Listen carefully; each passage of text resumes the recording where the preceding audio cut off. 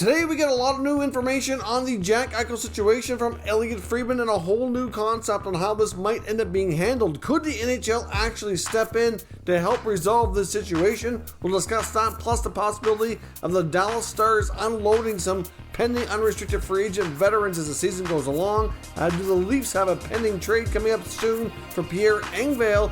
Plus, we have lots of other updates, including the unsigned RFAs. We have a veteran going overseas to Switzerland. The Canucks might be losing a player that might be opting out. All that and more coming up next. Welcome back to another video here at Top Shelf Hockey. As I mentioned, there is a lot to cover here in today's video, so certainly listen close and pay attention because there's all kinds of information and updates throughout this video. First up, we want to start with several smaller key news. First up, we want to start with several smaller quick hits here. First up, we have the NHL releasing a list of key dates today, which will certainly set a lot of deadlines throughout the regular season into the playoffs. We learned today that March 21st will be the NHL trade deadline for the current season. So March 21st, 2022. We know that the draft, which was already confirmed, was moved to July 7th and 8th, and NHL free agency will start shortly thereafter on July the 13th. So certainly those are some different dates that we're used to. We also learned that the last possible day for the playoffs, which would be the last day possible for the Stanley Cup to be awarded, is June the 30th. So clearly the season is going to run a little bit longer between the Olympic break, starting a little bit later into October than usual and all that. Certainly going to push things back here a little bit. They're hoping for the year after to get more back on what was used to be traditional. A couple other key dates, though, did remain the same, including December the 1st, which is a cutoff for players to sign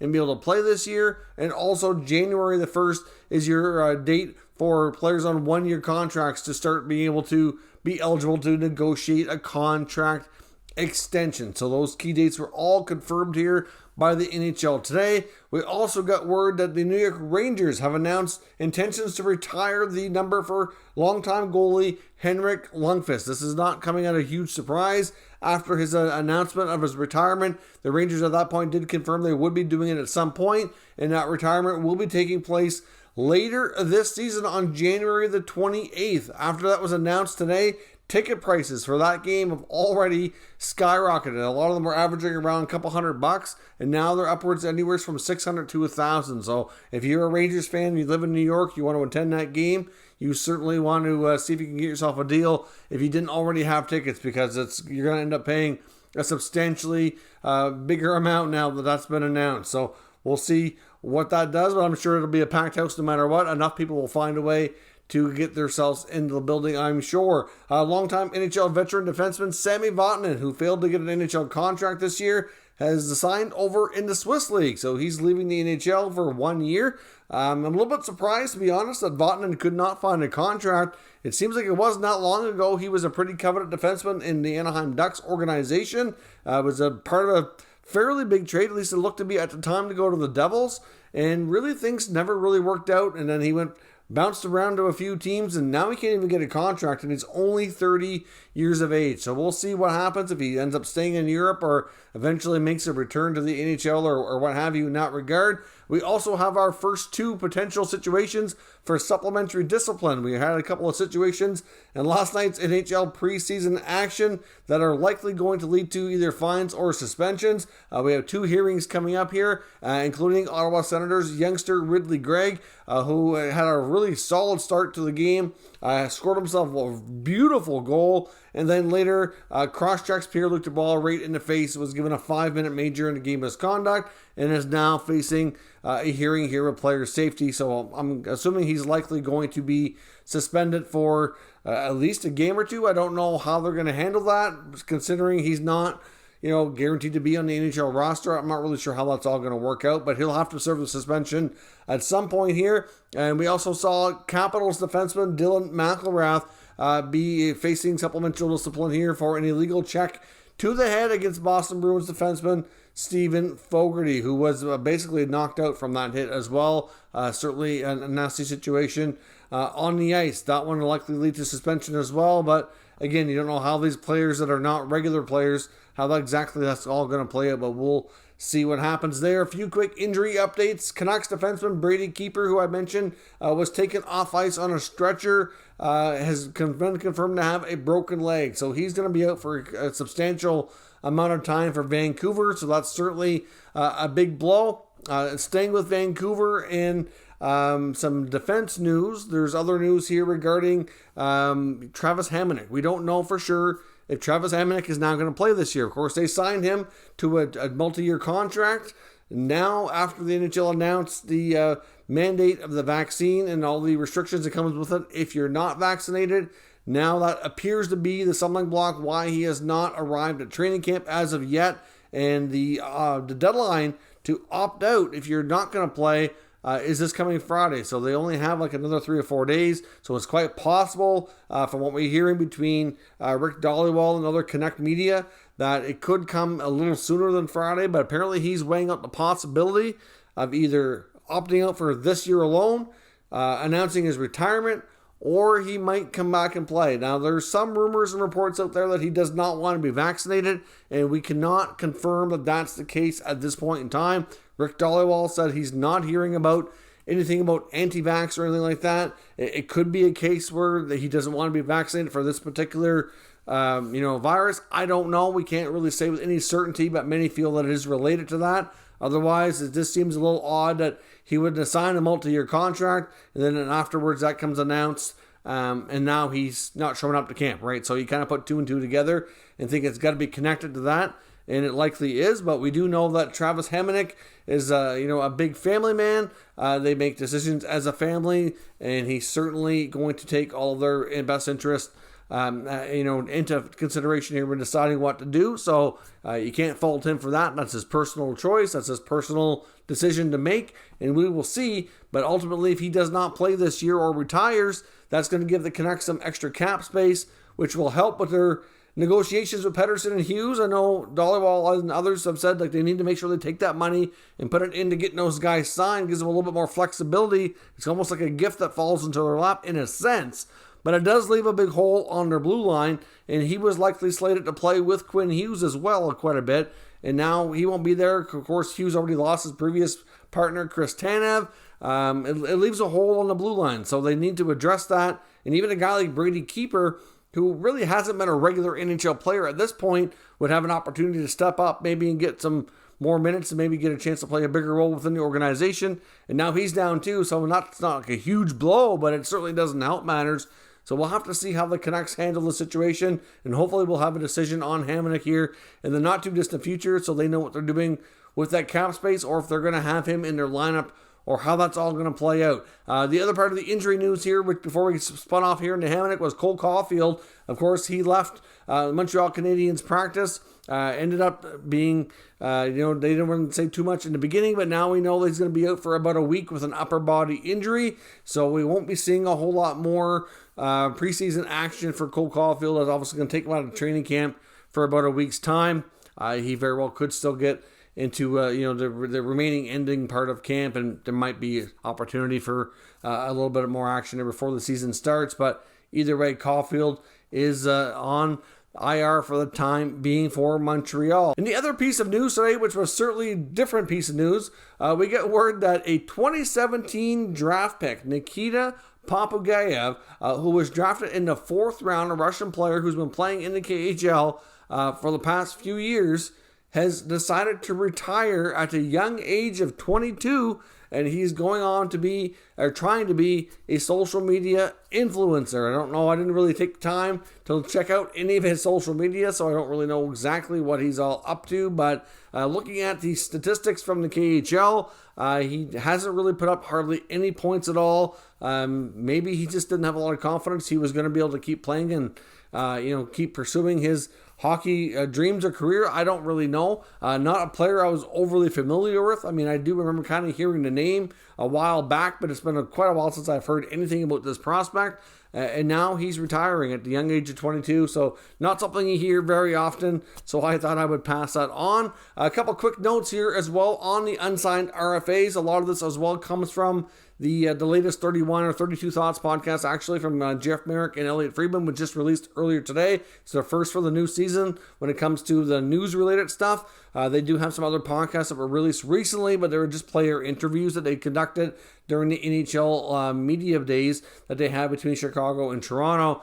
So this is their first kind of news update here in a little bit. So onto the RFA updates between the Senators and the Canucks with their unsigned players. Friedman doesn't go on to talk about the fact that Tkachuk and the Senators appear to be somewhat close on dollars on a longer term deal. But it's the structure, like everybody else has been saying, when it comes to trade protection or signing bonuses that seem to be the issue in holding things up. They did apparently talk short-term deal, and apparently he said they're not really all that close. So it's really difficult to peg how close we're going to be to a resolution here. I mean, at the end of the day, they need him signed. They don't really want him to miss time. But, will they budge on the signing bonuses? I mean, it's an unfortunate thing. That they don't. I know the Senators are not really for that. They don't have anybody making signing bonuses right now in their contracts, and there's a lot of other teams around the NHL as well that are not really overly fond of them, and I don't blame them.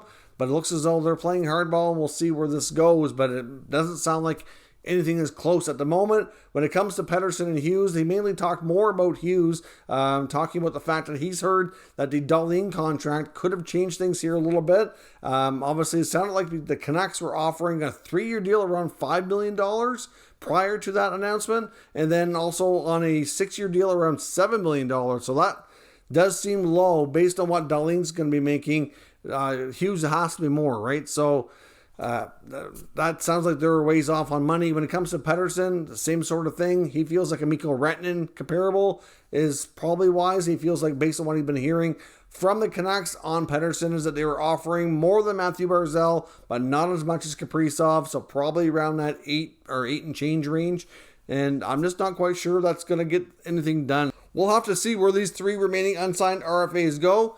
But I'm not really sure that we have a lot of optimism right now to say something's going to be super close. But like as we have always said before, things can change, and they can change very, very quickly with one phone call, one change of heart by one side or the other. So we'll see where things go. But right now, things are not imminent at all on either front. Now, before we jump into the rest of today's video, I do want to pause for a moment and acknowledge our channel sponsor, Manscaped. Top Shelf Hockey is proud to be sponsored by Manscaped. Of course, with Manscaped, we have a special offer here for all Top Shelf Hockey viewers where you can get 20% off and free shipping on all orders at manscaped.com. Now, of course, Manscaped just launched a brand new Lawnmower 4.0 trimmer, which is a fantastic product.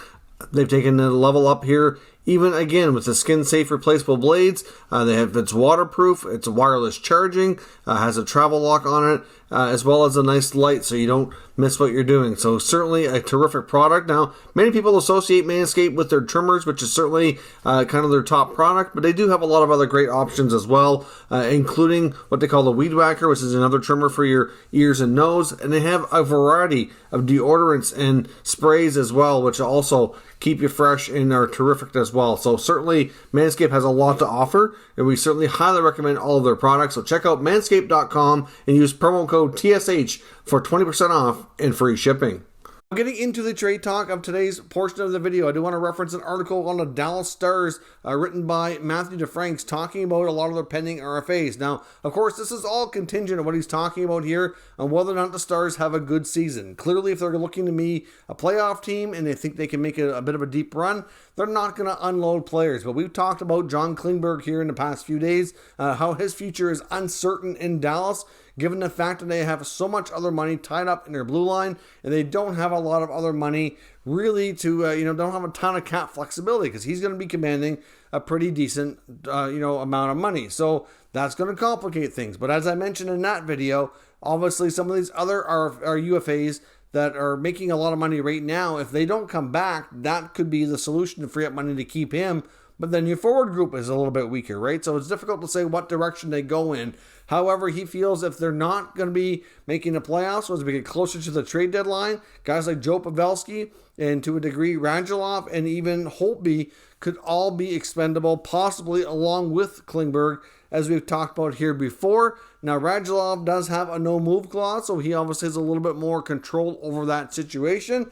But it is quite possible that the Dallas Stars could have many of these guys on the block. Now, in my opinion, the Dallas Stars don't have the greatest, deepest prospect pool around. So obviously they do have some good young players on the team already right now, and they have a few that are kind of knocking at the door to get more regular role. So we'll see where things go on that front, but it is possible, and in the opinion of the author here, Matthew DeFranks, that some of these big pending UFAs might be on the move if the things are not trending up any better than they were last year in Dallas. Now, speaking of pending moves, is it quite possible that the Leafs might be trying to find a way to ship out Pierre Engvall? I know I've seen it mentioned by James Myrtle recently as well, and there's some talk that they might even be trying to basically kind of give him away. They need to get a little bit more forward flexibility.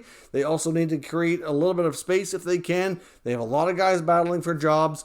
They gave him a little bit more of a term on his contract, and it might be a situation where they feel he's expendable at this point. Some of the guys they have in camp might be looking as good or better, and they might be able to sign for less money, right? So I mentioned that before as well. When it comes to the Leafs, I do expect a forward or two to be traded, and I think it's possible that they might be trying to find ways to not only make the team better, but trying to balance that with their cap situation at the same time, and obviously that could be at play here. So a guy like Engvall, who many are fond of, could very well easily find himself in another uniform in the not too distant future. Like I said, based on all the other guys around, they feel that he is the guy that the Leafs could trade here before the start of the regular season. According to the reports I've read, that there's a variety of interest in this player. Hard to say how imminent something is. Doesn't mean it's going to be anything too much. I mean, I've seen some people already make mention of the fact that apparently Engvall is not following the Leafs on social media. I don't really think that means anything.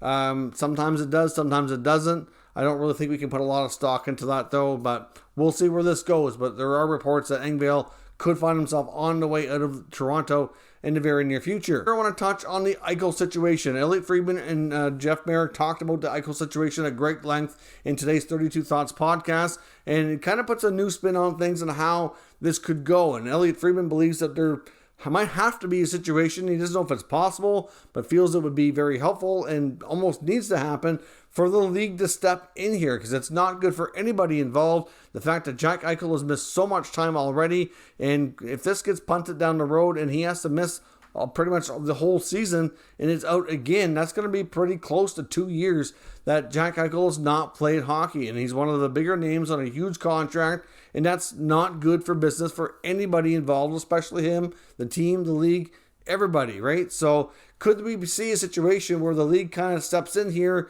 and kind of makes it a little bit easier for other teams to see the medical records? At the end of the day, based on what Friedman's been told so far, is other teams have not seen them as of yet. He can't confirm that any team has seen the medical records, which obviously is a huge thing. I mean, it was believed before that he said that other teams, if they get to the point that a deal was going to be close, then the Sabres were going to share their records once they had an agreement in principle on how things would go both ways for a trade. Well, teams are reluctant to really make you their best offer if they don't know the status of his health, which is by far the biggest hurdle in this situation. He said there's still very much legit interest in this player, and they will make a trade. Some of them might even be willing to let him have the surgery that he chooses here.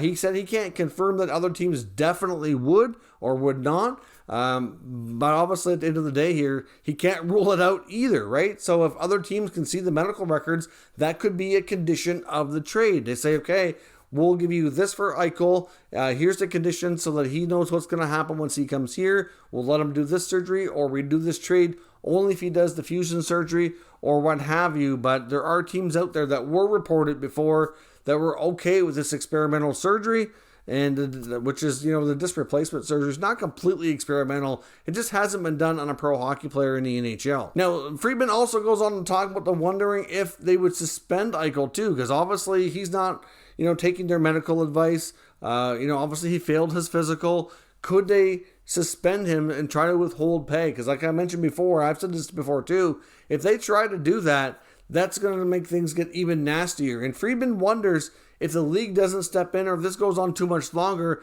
if it could even end up in court, if Eichel's going to start seeking, legal action against the team, because they will not let him get the treatment and the surgery he needs to get healthy. And even though that's built into the CBA for the team to have control, they could try to fight that in court. It could get really nasty, it could get expensive. But, when you get two sides digging in the way they are in this situation, it very well could end up as a court fight.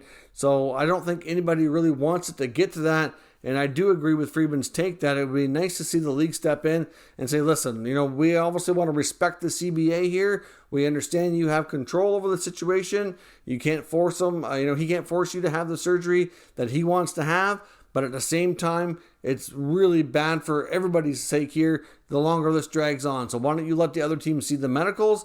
Let's get the ball rolling and try to get this figured out so he can get back to playing hockey. You can get this trade done, and we can all move on with ourselves here. So we will see if anything like that comes about, or if it doesn't and it drags on long enough, could it end up in a court? I mean, it wouldn't be shocking if Eichel and his agents threaten that in a not too distant future if something doesn't get figured out here pretty darn soon. So let me know your thoughts on all of today's news down in the comments. We'll discuss further. If you're new to this channel, make sure you subscribe and stick around. We'll keep you up to date with all the latest news, rumors, and analysis on all 32 NHL teams. Thank you for watching, and I'll catch you next time.